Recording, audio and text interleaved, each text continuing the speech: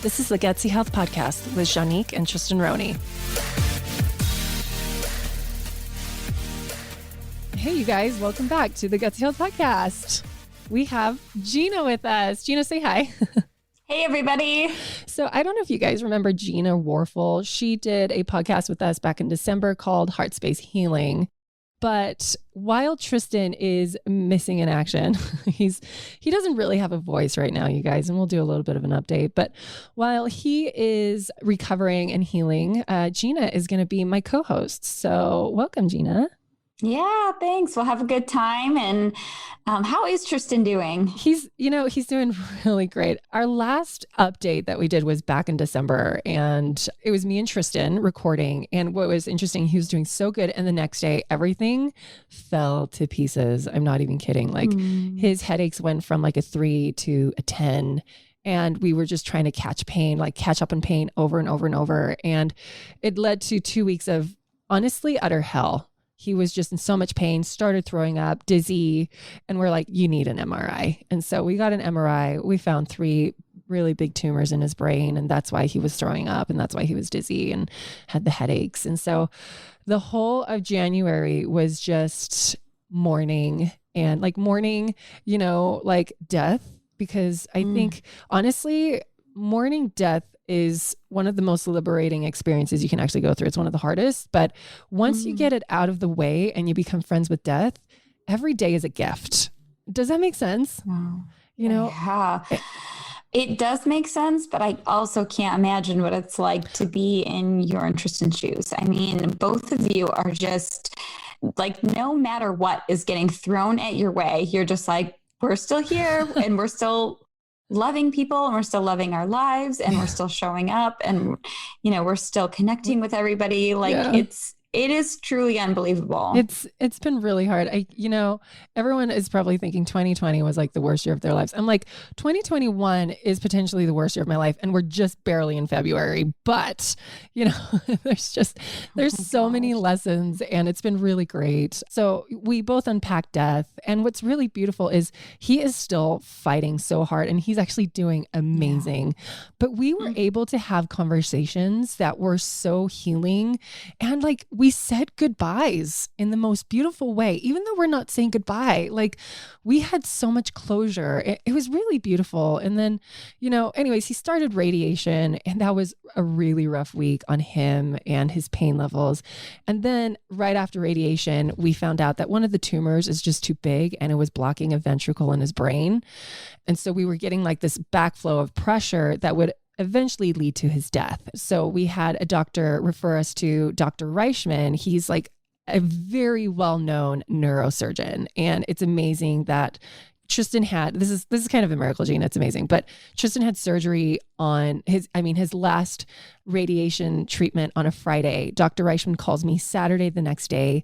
He says, I'm squeezing you in on Monday. So he squozed us in on Monday. Wow. And then Tristan had surgery on Tuesday. It was insane. Wow. Yeah. Oh, were you both feeling nervous about that? I can't imagine, like, okay, I'm going in for surgery on my brain. Honestly, the pain and the suffering was so bad. We're kind of at a point where we're like, it can't get worse. Like anything is uphill from here. So yeah, nervous for brain surgery, but like since brain surgery, he is recovering so beautifully. Like, he was only in the hospital for 5 days. We thought he'd have to do physical therapy for like a week and a half. He doesn't have to do that. They sent him home so he had surgery on Tuesday. They sent him home Friday. He's up and about. He's walking. I mean, he was dizzy for a month. He's walking around. He's doing great. Like, he's helping us with business stuff in the back. I know, isn't it wild? How can you think? I get like, one short night of sleep and I can't think. I'm like, oh, my brain is so foggy. I can't think. Like, he has brain surgery. He's texting me the next day, like, hey, we've got some great business ideas. I'm like, what? I know. And often they'll be texts at like 3 a.m. or something. I'm like, what are you doing awake? But, he's doing great. And the bright side of this is he doesn't remember most of January. And that's kind of a blessing in disguise because of all the radiation and the swelling and the inflammation and the pressure. Like, it obviously caused some damage. And so his short term is not the best right now. And I'm okay with that. I'm okay with him not remembering January because it was really heavy and it was really brutal and he was just in so much pain. And now next steps are he's meeting with a hematology oncologist tomorrow and we're going to pursue an antibody therapy while he does his enzyme therapy again and all his whole routine. And we're just kind of getting back to life again. So that is great. Is the enzyme therapy something that your doctors put him on or something you are going about, the two of you? So the enzyme therapy is something that a naturopath is guiding us with right now. And so her name is Pamela McDougall. She's fantastic. And yeah, I adore her. She's so brilliant. And, you know, the enzymes were, when he was doing them back in November, December, he was breathing so great. He was doing so well. But one thing that we learned for everyone that's like, hey, we're supposed to be talking about root beer floats and sugar. Like, why are we doing this? We're getting there soon, you guys. We're talking about root beer floats and triggers around sugar and ingredients lists. But Tristan was doing so good back in December with his enzyme therapy and he was breathing better and he was coughing less. But it's really hard for enzymes or any kind of therapy to cross the blood-brain barrier. And so we might have been seeing progress in his lungs, but there was none in the brain. So we're okay with the radiation and the fact that there were only 3 and not like 20, like it's great. Mm-hmm. We consider ourselves very lucky and blessed. And so there's still one dead tumor hanging out in his brain, but we're not going to do anything about it right now. So there you go. Wow. Well, I really appreciate that you both are willing to share such an intimate part of his life. And it's really been like a gift just to hear from both of you about your experience and the appreciation that you have for this journey. Thank you. It's been long, but like the lessons along the way have been, you know, life-changing. And I know lately I haven't on my platforms been super sciencey and talking about research. It's mostly been about life lessons that come to us. But I feel like that's part of a healing journey. You know, if we are not leaning into the emotional healing of a healing journey, we might be doing it wrong, you know? So right. That's why I asked you to co-host with me because you are all about mindset and all that jazz. So thank you. Yeah. So I'm sure that we can weave in today around sugar and the root beer float, a little bit of some science and some of the mindset around it too. Yes. So you guys, if you don't follow me on Instagram, I need to tell you a story because I think I triggered my entire platform. And for that, I apologize because with Tristan being on steroids, it makes him ravenous for the worst things ever. Root beer floats, pizzas, like you name the worst thing, and he wanted it. So at least he's eating. Yeah. Oh my gosh. That's great. He's eating so much. And that steroid is just kicking his butt. Holy cow. But hopefully he'll be off of it in a month. But there was one day where he was just craving root beer floats. So his dad went out and bought him some Enlightened ice cream, which is like a keto ice cream. It has low sugar, but a whole bunch of other ingredients like fibers and gums and all that jazz. And then we got the Zevia root beers. I think they were like ginger root beers and they taste really good, but they're sweetened with Zevia. So I showed everyone online. I'm like, hey, this is how I made Tristan's root beer float. And I love making fun foods for the family. I don't like calling it bad food because that has such a negative connotation to food, right? And it puts in a lot of energetic shame, like especially for children, right? Don't eat bad food. Well, now what I tell my kids is let's save the fun food until after the healing food, right? Like, does that make sense? What do you think about that? Yeah. I love that you said fun food. When you said that fun food, I was like, oh, that's such a great way to encourage. Like, we do need to have, you know, the healthy food, and let's not like demonize it and call it good and bad, because then we take that bad food and we put it on a pedestal of like, you know, all of a sudden we become enchanted with the bad food that we can't have, versus like, we love the good food and we have fun food. I love that you created fun food. Right. And like when we demonize it, it becomes the forbidden apple, right? It just becomes that much sexier. Let's not make bad, like fun food sexy. Yeah, no kidding. Let's just keep it at fun, right? So anyway, so I was showing people how to make this root beer float and I got all of these questions. And, you know, one of the questions that kind of steamrolled people's trauma, and I do want to use the word trauma around food, because when we are embarking on a healing journey, we kind of get overwhelmed with information, and that overwhelm leads to stress, and that stress can turn into a trigger, and then it kind of like feeds itself, right? And so when I was talking about the ingredients and people were learning new things, they were getting overwhelmed and they were getting triggered. And so I got a question that someone asked, so what's the difference between this keto ice cream and an organic ice cream that just has sugar, cream, and vanilla? So I kind of broke it down like this. And you guys, I do want to get into the difference between alternative healthy foods to organic. Okay. So what I told everyone online was the first thing I look for in everything is sugar content, because there's sugar in everything and sugar is just super addicting. And I mean, what foods has sugar in it that shouldn't have it in there? Like ketchup, for instance, meat. Yeah. Like what other foods can you think of that when you think about it, you don't think it should have sugar, but yet there it is and it's in like high quantity? Yeah, I think the surprising one with high quantity is sometimes like tomato sauce. Like one serving of tomato sauce has more sugar than 2 Oreo cookies. And it's like, does it really? We don't think of tomato sauce as being high in sugar, but some of them add so much. That's insane. And I mean, like corn dogs, for instance, pizzas. I think a big one too is protein bars. And that's where I see a lot of people going for protein bars and, seeing some of these bars that they're like, well, it's healthy, it's a protein bar. And then when you look and it has, 25 grams of sugar. Well, a normal Snickers bar has 25 grams of sugar. Right. So it may be like you just ate a candy bar, but with some added protein to it. Just eat the Snickers, like in my mind, I'm just like, oh, I just go for the Snickers. I'll just drink a protein shake later. But yeah, like it hides in everything. And the thing is, to make sugar, it's so cheap. I mean, our country, our government literally subsidizes sugar. Like we pay taxes so that companies can make sugar for less. How messed up is that? Then impoverished people can eat foods that are cheap but loaded with sugar. And then that makes them more dependent on the system for like medical aid further down the line when the sugar is finally actually breaking down their body and they're getting diseases like arthritis, autoimmune diseases, and type 2 diabetes, right? Going back to the original question, I always look for sugar content because it's in everything. And did you know that like adult women should only be having about 24 grams of added sugar per day? That's one protein bar, right? Yeah, that's not a lot. That's 2 teaspoons or 2 tablespoons of sugar, right? Like it's not a lot of added sugar. And yet the average American actually consumes, depending on the study, between 90 to 130 grams of sugar per day.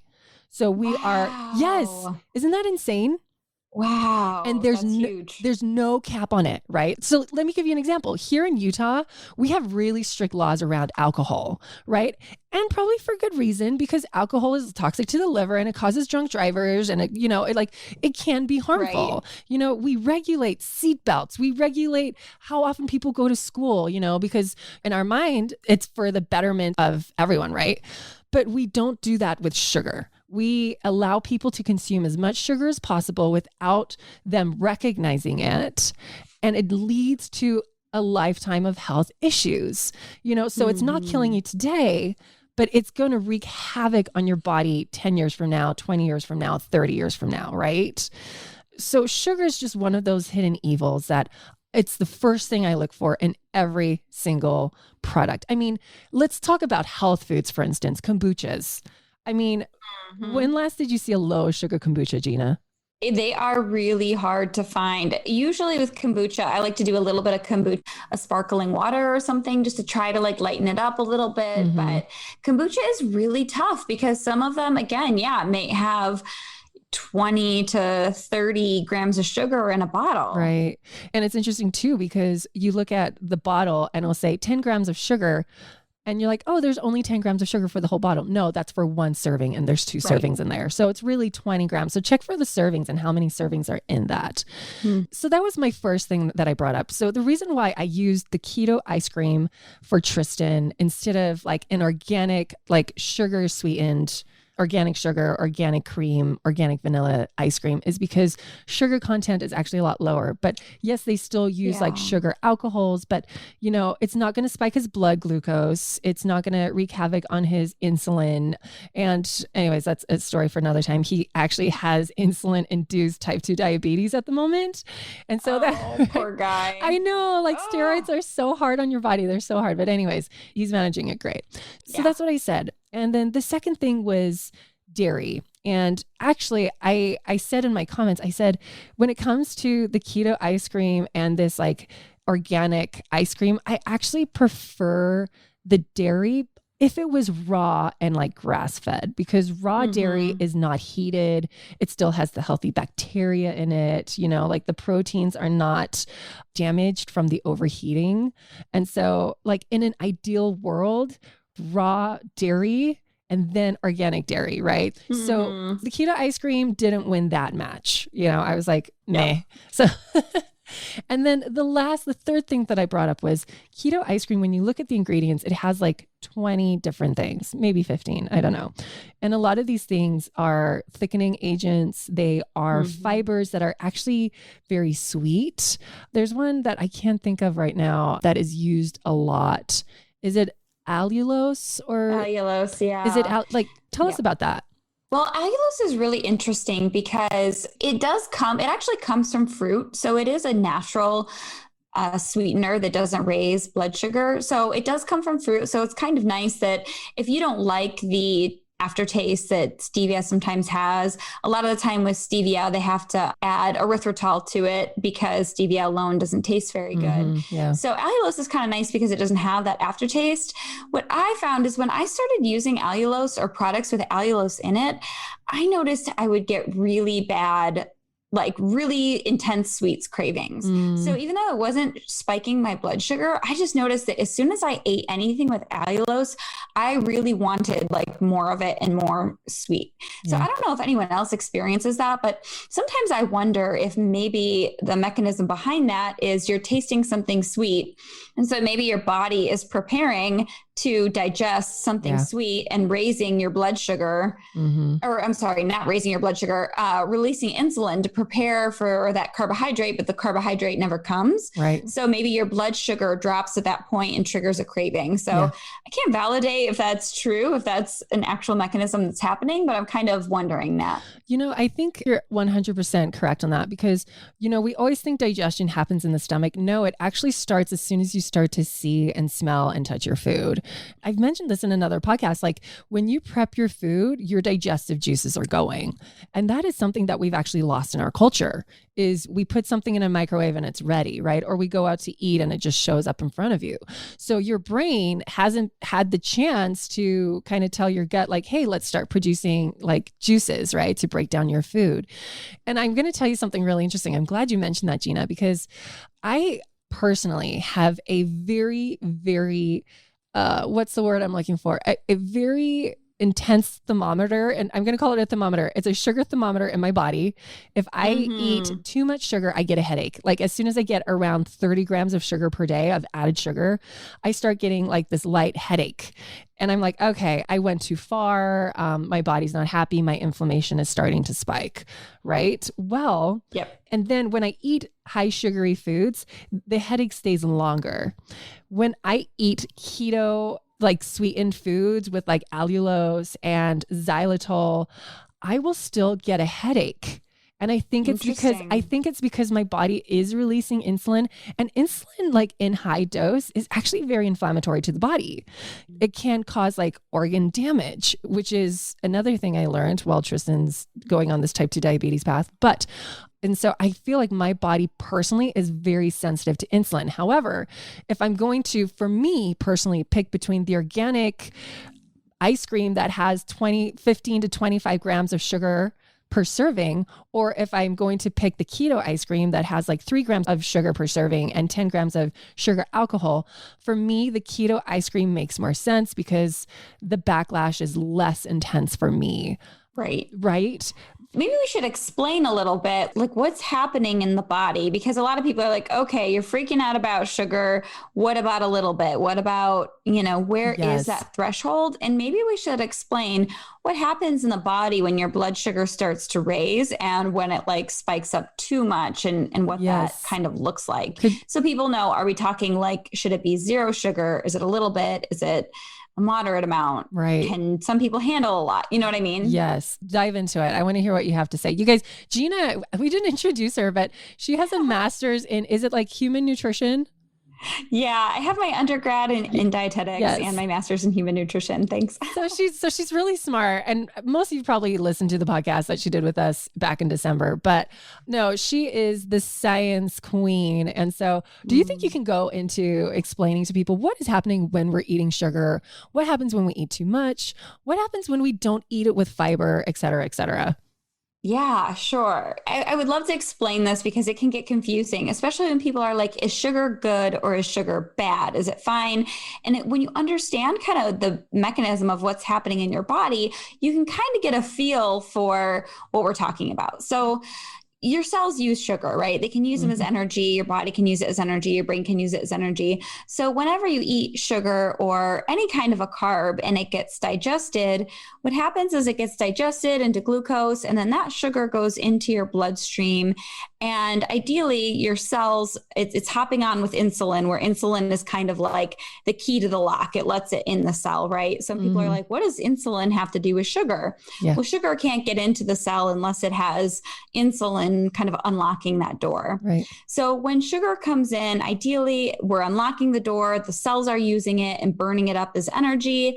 And then, minimal harm there. Of course, any kind of digestion of any food does leave some byproducts, but we have to eat, right? So the problem comes in is if we get a huge load of sugar at one time, it overwhelms your bloodstream. So the analogy that I love is if you've ever seen the episode of I Love Lucy, where there's little chocolates and they're coming down the assembly line. Oh, yes. They're getting overwhelmed and like they eat one and they're like, oh my gosh. And then like a bunch of them are coming. So they're just like, they're trying to shove them in their mouth. They're shoving them down their shirt. Yes.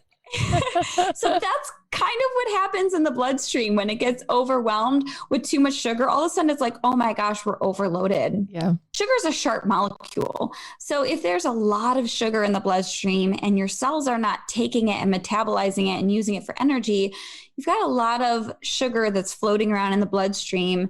And over time, this can create teeny tiny, like little micro tears in the blood vessels. Right.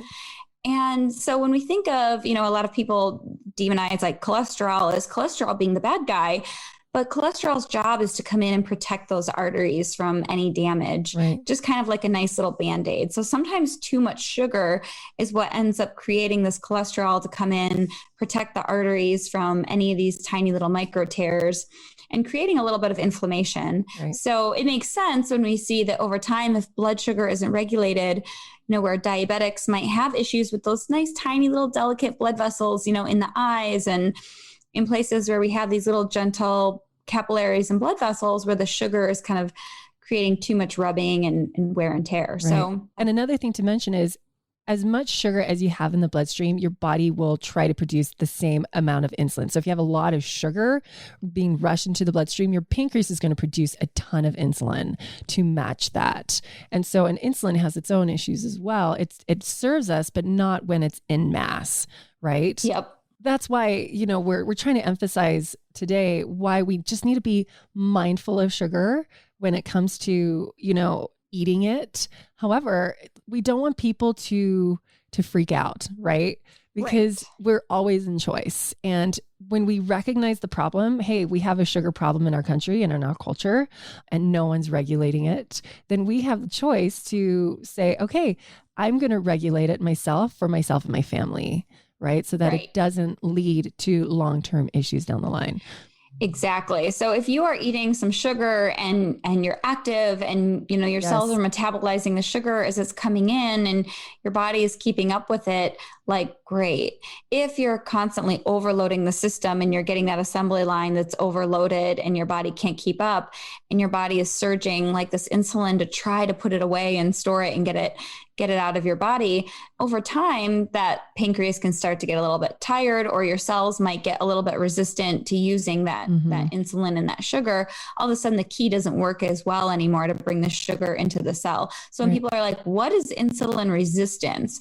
Well, that's over time. If you have too much sugar, all of a sudden that key doesn't really work as well. And then that sugar can stay floating in the bloodstream, and you might be eating plenty of sugar, but you're feeling exhausted. Like your cells aren't getting the energy that they need to turn that glucose into energy. So you might end up, not actually using it as well as you should. So the goal is to try to keep glucose coming in as that steady stream that your cells can keep up with versus, let's say you eat, 80 grams at one time and you overload the system and you're doing that really often, you get these big blood sugar spikes. Exactly.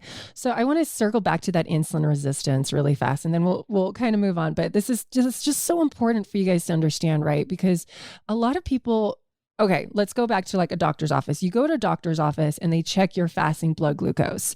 And let's say it's like 95. It looks beautiful, right? Do we know how hard your body is working to keep it at 95? Is it in flow and it's not working hard?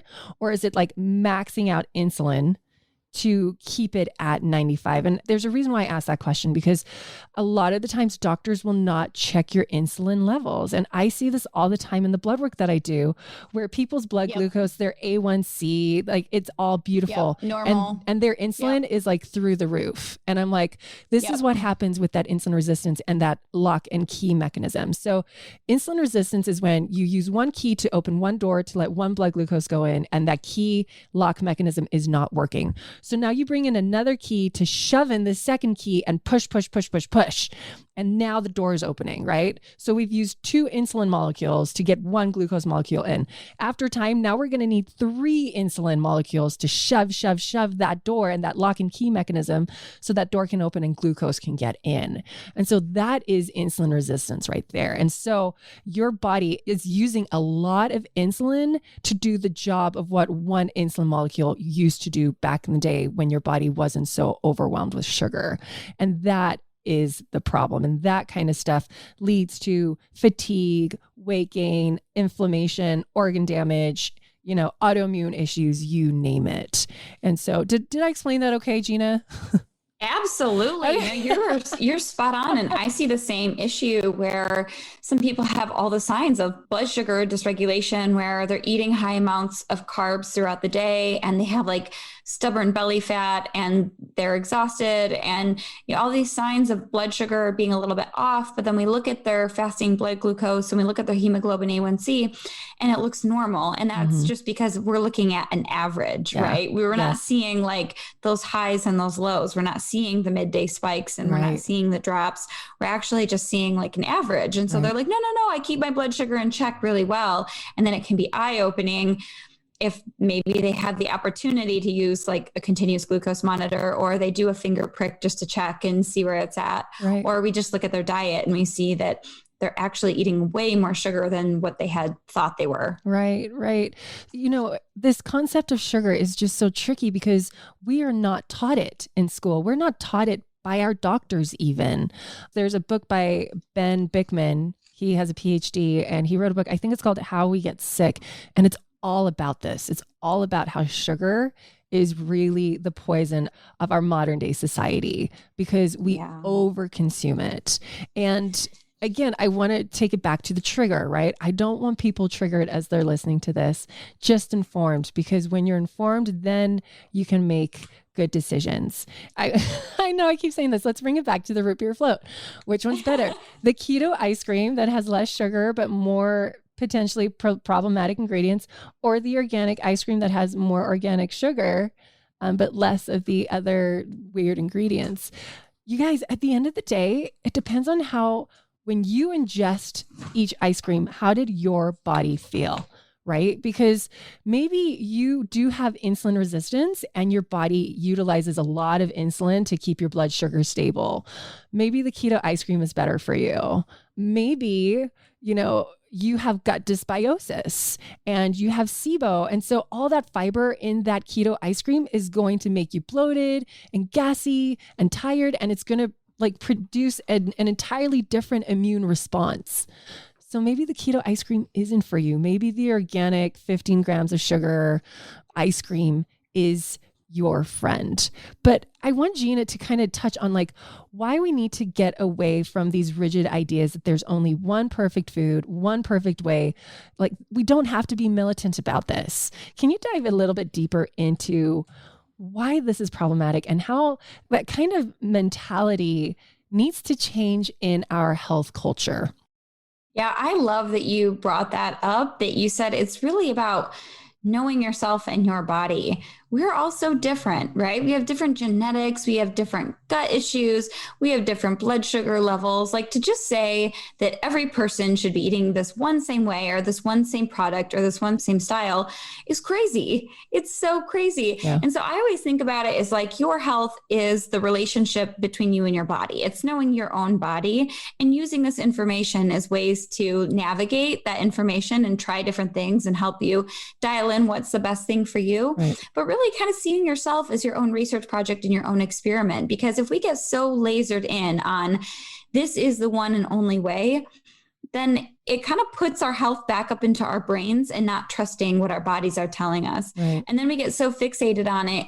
And a lot of people will end up finding that something just doesn't work for them, but everyone believes that they should be doing this one thing. Mm-hmm. And then they lose that trust with their body. And they're like, I don't know what to do. Everyone says that I should be doing keto or I should be, vegan, or I should be this, or I should be that, but it's not working for my body. And then they're at this war with their body because society is telling them that this is the one and only way of eating and their body isn't responding. Yeah. And so I think that just getting to know your body and being really open to how does my body respond is going to be the best way that you learn how to honor it. You don't get too hung up on, I have to eat this way or else there's something wrong with me. So I love that was your conclusion of what you came up to is there's different ways of going about this. What is the right one for your body? And that's where you're going to reach your best health and the most trust with your body. And I think I learned this from you, Gina. I've started telling clients when they ask me a question about what do I think they should do for their body, I now make them close their eyes and breathe into their body. And so here's an example. I had a client yesterday who was asking me about intermittent fasting. And she's like, do you think I should do intermittent fasting? And I said, well, let's do this. Let's have you close your eyes and take a deep breath. And when you think about doing intermittent fasting, how does your body feel around that? Does it feel anxious? Does it feel, is there some resistance? Or is your body telling you it actually needs food in the morning? And she actually came to the conclusion. She was like, I think I need some food in the morning. And I said, I'm feeling that too. And here's why, because you get the afternoon slump at around 1 or 2. You need more calories in the morning. Your body's tired. Your body is trying to pull from stores that it doesn't have, and so she came to that conclusion herself. I could have told her, right? But the thing is we need to learn this for ourselves because you can't just call up your nutritionist or your doctor on a whim and ask them these questions. I love how you said, we need to be our own research project, right? Keto isn't for everyone. Right. Autoimmune paleo isn't for everyone, especially athletes. If you have an autoimmune issue and you're an athlete, going grain-free is going to be really hard because you need some carbs to keep your energy stores going for the marathons that you're running. And, so we have to really become our own dial, our own thermostat, our own thermometer, right? And figure out what our body is trying to tell us. It's not trying to break down on us. It's not trying to punish us. It wants to work with us. And this is its language. So I love that. How empowering. What an amazing way to empower her and be there as her resource and her sound science, but to give her a chance to say what do you think your body is telling you? I mean, exactly. I love that. That's so great. Well, and I've griped about this before and I'm going to gripe about it again, but our health world is so dominated by male health enthusiasts, right? Yep. And these men are telling their male and female platform that everyone should do keto and everyone should do intermittent fasting. And I'm like, that's really nice when you have one hormonal cycle a day. But when you're a female, you have two going at different times. Like, it's not going to work for our bodies. Please stop telling female listeners they need to do intermittent fasting and keto all the time, because it could potentially hurt people, right? So what's so interesting about that is like self-awareness is really your most powerful tool, because I have some people that I work with that are like, keto is life-changing for me and my body feels great on it. And then on the other hand, I have more people than not who get so hung up on like, but the science shows it's going to lower my blood sugar. It's going to help with cravings. It'll help me lose weight. But then they can't stop binging or overeating, and they lose control of their food, and they end up back to square one, you know, every few days or every week or every month. And it's just, they don't actually heal their bodies until they're like, you know what, when my body's fed a little bit of sugar, even though from a science perspective, I might want my cells primed, you know, with keto, they actually don't heal until they surrender to that a little bit and just say, you know what, my body is just different. It's just, and that's okay, because we all have different genetic predispositions. We all have different gut biome. We all have different body weights. Like, we didn't mention this earlier, but the more adipose tissue you have, the more prone you are to insulin resistance, because that adipose tissue actually blocks the insulin receptor sites on the cells, you know? So that's a factor. Like, there's so many factors that come into play. Emotions come into play, like stressors come into play, environments come into play. You know, there is not a one size fits all. There's no perfect root beer float. There's none. Like, it is what is good for your body, and what's like portion size is good for you. Like I said earlier, when I get my headaches from like the low sugar stuff and the sugary stuff, I just have to be really mindful of my portions. And that's it. You know, it's not like, oh, well, this is evil, I'm not going to do it. No, like, I'm going to live my life and I'm still going to have fun foods, but I'm going to be really mindful of the portion sizes that I do it in. And I've gotten my body to a point where I've healed it so much that I can eat fun foods without terrible repercussions like back in the day. So now what would you say to people who are still saying, okay, so what about some of, you know, the old school sweeteners, non-nutritive sweeteners that maybe some people are still hung up on, things like Splenda or aspartame? What would your advice be for them? Would you say kind of same concept a little bit is okay? Where would you give some guidance on that? Because I'm sure there are some people who are still like, I do still see that there are some people who are like, I just can't quite give up, you know, my Splenda, or I just got the question a few days ago, you know, what do you think about diet soda? Is that okay? And so I'd love to hear your perspectives there. So we do know that Splenda is not only a neurotoxin, but there is research showing that these artificial sweeteners do actually cause gut dysbiosis, which leads to obesity long-term. And it also leads to immune system dysfunction. And so if someone's like, well, I only drink one Diet Coke a day, I actually did a post on my Instagram stories on sodas and the research behind it and why soda is actually not my friend. But if you're using Splenda like once every other week or something, and it's, you know, and you're using stevia and you're using like all of these things sparingly, and it's not your crutch for like breakfast, lunch, and dinner, I think everything in small portions is okay. But again, everyone is so different. I don't love the artificial sweeteners, I'm not going to lie, but so very sparingly is what I would tell people. How did you answer that? Right. So I gave the same answer, that there's just so much research supporting things like aspartame affecting the gut microbiome. And even though a lot of people are still drinking it because of the 0 calories, there's just so much evidence to support that it's contributing to obesity because of that gut microbiome mechanism. And that there are so many alternatives now, like you had the Zevia, and there's so many alternatives that are better than aspartame or Splenda, that I would really strongly encourage people to try and find a better alternative. Exactly. And like you mentioned earlier with like the keto ice cream, when you eat allulose, it makes you crave more sugar later. This is what a research study actually showed on like the Splendas and whatnot, is that people that drink the diet sodas, they will actually consume more calories throughout the day. versus someone who drinks soda with the sugar in it. So yeah, I would believe that. So our brain is really like, you can't really trick it, right? Like you can't touch and tease its pleasure center and then not pleasure it. Do you know what I'm saying? It's saying That's really funny. Where's the carbs? You know, like you're telling it in your mouth. Like yes, you're telling it in your mouth. You're like, oh yeah, the good stuff's coming. Just you wait. And then your brain's like, ooh, I'm excited now. And then it's like, wait. That's a great analogy. Wait, where's my fun? Where's my party? You know? And so it's like, go get some chips, go get some like donuts and ice cream. And then you do.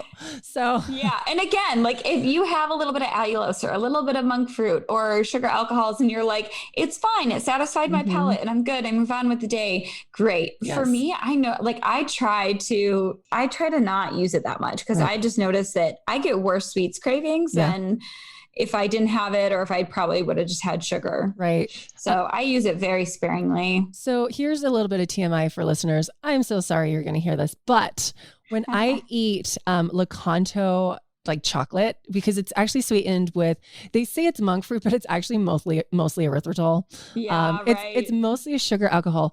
It triggers UTIs in me every single time. Really? That is so interesting. Yes. So I can't touch them anymore. Like no more. And what I did one day, and this is really terrible, you guys, I was having a very stressful week and I bought like their bag of their white chocolate chips. I ate that entire bag in 2 days. And ever since, every time I touch their food now, I get a UTI. So, wow, that is so interesting. So I don't think sugar alcohols are perfect. I do not. I think we all interact with these sweeteners very differently, and we do not have enough research telling us or guaranteeing us that their effect and their interaction with our microbiome is not problematic. We don't know that yet. So we have to be our own experimental toy, right? Experiment on ourselves. How do we feel? Do we get symptoms? Do we get bloated? Do we get gassy? Do we have skin outbreaks? You know, it's like, we just have to be really mindful. And that's the key to all of this, mindfulness, right? Be mindful about how you interact with your food. Be mindful of the ingredients. Don't stress about it. Just be mindful, right? And just and I think that that's actually a really good place to start, that people don't realize that if they're having bloating or gut issues, or they're not really looking at the types of sweeteners that they're putting in, whether it's a sugar alcohol or something else. And sometimes it's not uncommon that they can trigger gut issues. So sometimes that's a good place to start, that if you're having gut issues, like try eliminating, check your food, you know, do you have erythritol or maltitol or sorbitol that might be causing some issues there? Exactly. And another thing that you guys can do as well is, a very pleasurable food is fat. So if you're doing low sugar, high fat something, like I often find like with either my coffee or my rasa, I like to do like half and half, or like something that's very creamy, and it's so pleasurable and satiating.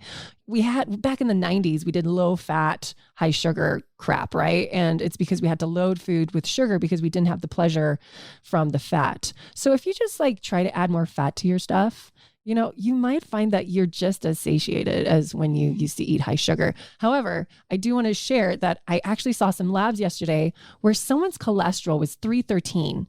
And this was like the first time where I'm like, you need to actually watch your fat intake. You know, like you need to be mindful, right? And again, bio-individuality, you guys. This is why we need to research ourselves, maybe get some blood work done, you know, see where you're at. What is your baseline right now? And then fine tune, instead of like feeling lost in the dark, you know, like the best thing we could ever do for ourselves is learn more about ourselves in a very kind and gentle manner. More knowledge is power, right? And so instead of trying to guess or guesstimate, like just do some testing. Absolutely. So, and you guys, I actually am back in the clinic. I am doing BCAs again, and I'm training my other counselors to do BCAs. So hopefully, like, our issue in the past is like people have just had to wait for like a month or two. And so things are starting to open up now that my calendar is opening up. So just FYI, if you guys are like, well, we can get in, try and call the office and see if you can get in. And like, let's figure you out, right? Like it's so I don't want to say it's easy, but it can be. Like if you just know a little bit of information here, here, and here now, you're going to save yourself so many issues down the line, right? Well, it's so empowering too. I have had quite a few people who I think it's not uncommon to be intimidated by getting your labs done. Right. I have a lot, like for me, I'm like, oh, labs are like getting a gift on Christmas morning. I know. Like, I love data. I love labs. Right? When I was working with people, a lot more, seeing them in office, sometimes we would have a husband come in. He'd be like, for my wife's birthday, I want to get her all these lab panels. And I'd be like, wow, that's so nice. Like, I wish a man would buy me a bunch of lab panels. Don't get me flowers. Give me lab panels. I love it. But I do know on the flip side, there are a lot of people who do not feel like their labs are a birthday gift. They're quite terrified by it. Yeah. And there's just something about knowing that is really scary. But when they cross that threshold and they know, regardless of whether their numbers come out in range or they're way out of range, they have like this huge sigh of relief of like, oh, it feels so good to not wonder, like, how well does my body handle my blood sugar? Right. How, what is the status of my health? How is my cholesterol doing? Right. And really knowing their numbers, and regardless of what their numbers turn out to be, they feel so much more empowered. Like, okay, I know what my body needs. I know what I need to do. And there's just, you let go of so much worry and anxiousness around not knowing. Right. There is also an elephant in the room in our health world where we, I think, have used the C word, cancer, as trauma. Like everyone is scared. And this happens a lot when I look at people's labs and they'll ask me at the end, do you see any signs of cancer? I think this is everyone's, like, not everyone's, maybe I'm projecting, but this is a lot of people's core fear, is because, we hear statistics like 1 in 2 people are going to get cancer in their lifetime.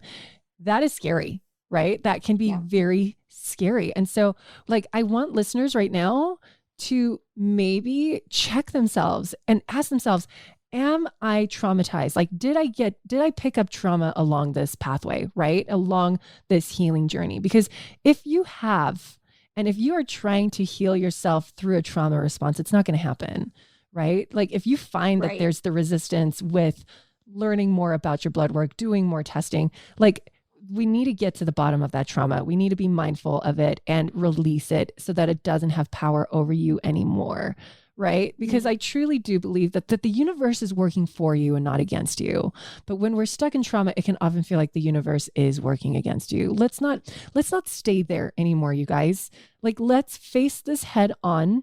And part of me wonders too, like, because I was so scared of cancer, did I put out information through that lens? And I hope I didn't. I hope I didn't traumatize people while I was healing my trauma. And if I did, I want to apologize right now, right? Because no one should ever make lifestyle changes from a place of fear. It should always come from a place of love, right? Juanique, have you heard of the book, The Biology of Belief? Yes. Oh my gosh. Yes. That's wonderful, isn't it? I have mentioned that book, like I think 8 times on the podcast. If this is like the first episode you've ever listened to, you guys, buy that book, get the audiobook, get it now because it's so beautiful. Can you tell listeners what it's about? Yeah. I mean, I don't want to minimize all the different, mechanisms of cancer and disease development. There's so much to it that's more than just this one book. But what's so beautiful about this book is they break down the science of how our beliefs influence our physical body. Yeah. So everything, in order for our cells to be able to change our physical body, we have to have first a signaling molecule that binds onto a receptor, and then that signals to your body to start changing, our body's proteins and making different things. And so, for example, one of the examples that the author uses is, when you feel cold air, that is like the signal that binds on to like your skin receptors, and then your skin actually changes shape. You get goosebumps, you start shivering, like your physical body changes based on that sensory input. Or let's say you start thinking about food. you're not actually eating food, but if you start thinking about food, that's signaling. And then that's actually creating a change in your body. You start salivating. Another example he uses is, he says, when you think about sex, the body starts changing, right? Exactly. So we can have so many sources of proof that our thoughts can actually change our physical body. And in the same way, happening with disease manifestation, that if we believe that there is a disease, how that can actually change our cells and our physical body. Right. I truly believe that we as a society, oh my gosh, now I'm going all woo-woo. Okay. I'm going to back up, right? Because a lot of people that actually get cancer actually have to go through a lot of shame first, because they feel like they did something to get cancer. If you are a cancer listener, you have done nothing wrong. If anything, you are a kind, sweet soul in a very violent world. And so I mentioned this in my stories back in January, my downloads on cancer is, cancer is literally a cell that had to mutate in order to survive its harsh surroundings, right? Think of someone who, because I think of my Tristan, right? And he's just this sweet, kind, gentle soul. He always has been, but he has gotten these really toxic messages from the world that made him feel less than, right? And that's stuff that he is processing and trying to heal.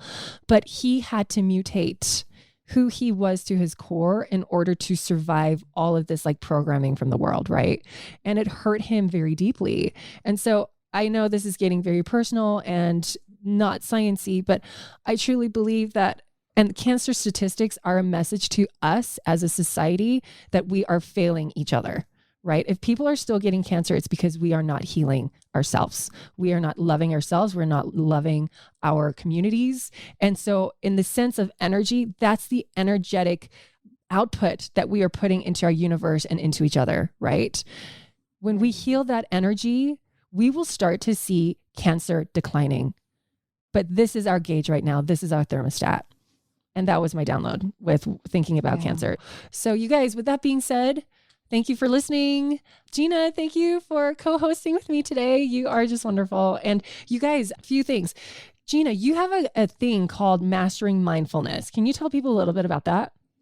Oh, I do. Mastering mindfulness has been such an amazing way to help people connect with their bodies and their food and use that innate wisdom that they have as their guide. So sometimes when we're trying to dial in, like you said, I know what my tipping point is with too much sugar. They're actually practicing to connect with their bodies and their food, to be more in control over their food, so that if they do want to eat sugar or they do want to eat some food, it's not that the food is taking over and then they can't stop eating. They're the ones that are feeling in control and connected with their food and their body. So thanks for bringing that up. It kind of goes in well with the sugar discussion. Exactly. If that is something that resonates with you guys and you're like, I want to master mindfulness around food and eating, how can people find this course? Yeah, there's some more information on my website on ginawerfel.com. You'll see some more information about the program there. They can always reach out to me directly with any questions and see if it's the right fit for them. I'm trying to remember. I should have written this down, but people know I'm very unorganized. Was there a discount, like a code?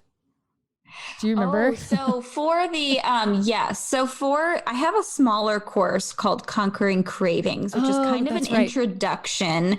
Yeah, great point. So that was an introduction to getting really confident with just cravings in particular.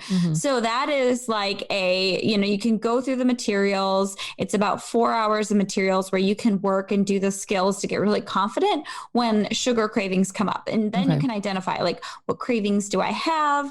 How do I get in control? And you start practicing the skills. And that they can use the code Gutsy.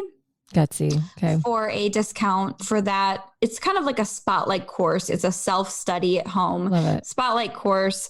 Mastering Mindfulness is a 3-month, it's a signature coaching program where we're actually working one-to-one or one and with a group together, where you're getting more long-term guidance of really mastering your food and your body. I love that. That's Awesome. And you guys, there's also the Gutsy Health membership too. Like if you are just learning about health and wellness and you're listening to this podcast and you're like, this feels overwhelming, there's so much to understand. The Gutsy Health membership, like it is fantastic. If you go to mygutsyhealth.com and sign up, you learn about the breakdown of your foods. You get like pantry lists. You become an expert at understanding carbohydrates and how they break down in your body, fats, how they break down in your body, proteins, how they break down in your body. You become your own nutrition expert. Plus there's the Zoom calls on Wednesday where you either talk with myself or Gina or another health expert and you bring your questions to us and we learn in this like group setting. And it's really beautiful because it's so empowering and so important for us to learn the lingo of our health and our bodies so that you're not hemorrhaging money over time trying to figure out how to heal yourself. Only you can be the expert at you. It doesn't matter how many people you pay for blood work, how many people you pay for consults. If you do the work for yourself, healing yourself over the rest of your life is going to be easy. And so the Gutsy Health membership is a great platform to learn the basics so that you can start doing some problem solving around your own healing journey and becoming your own expert. So mastering mindfulness, conquering cravings, the Gutsy Health membership. We'll put links in the show notes, but those are some really great resources for you guys to get started. Okay. And that's it. Thanks for all of that. And I just want to say the member site is such a cool option that you have because you can pull in so much value into one member site that all these courses individually, oh my gosh, you would be spending an astronomically high amount by doing all these things individually. Right. And then you pull it into one resource, which is so valuable to be able to have access to that. So I think it's great. I loved being on your member call too. Thank you. And we just we're going and going, answering everybody's questions was fantastic. It was really beautiful. Where people can get personal support. Right. And sometimes there's weeks where people are like crying because we're just processing so many beautiful things in a group setting. It's like group therapy, around food and around healing. And it's such a beautiful, it's my baby. I love the membership. And I don't know if I can sneak peek this, but Gina is actually helping me create more content for the Gutsy Health membership. So there's going to be a part 1 and part 2. And the part 2 is going to be the order of healing. And it's going to be classes on, what you need to heal first, what you need to heal second, what you need to heal third. And it's going to take you down this roadmap on how to problem solve your own healing journey so you don't have to use doctors to micromanage it for you. You are your own doctor. But you can't. So there you go. So you guys, thank you so much. We're so excited for things that are there's fun things happening this year, you guys. And this is, I think, the first podcast being released in 2021. I don't know what's going on. Do we call this season 10, Gina? Because it feels like this has been going on forever. So you guys, thanks for checking in. Until next time, and hopefully we'll get episodes rolling for you guys weekly. Don't hold me to that because life's a little chaotic, but we will try to get back in the game because we love you and we love education and we appreciate your support so much. So until next time. Bye. Bye.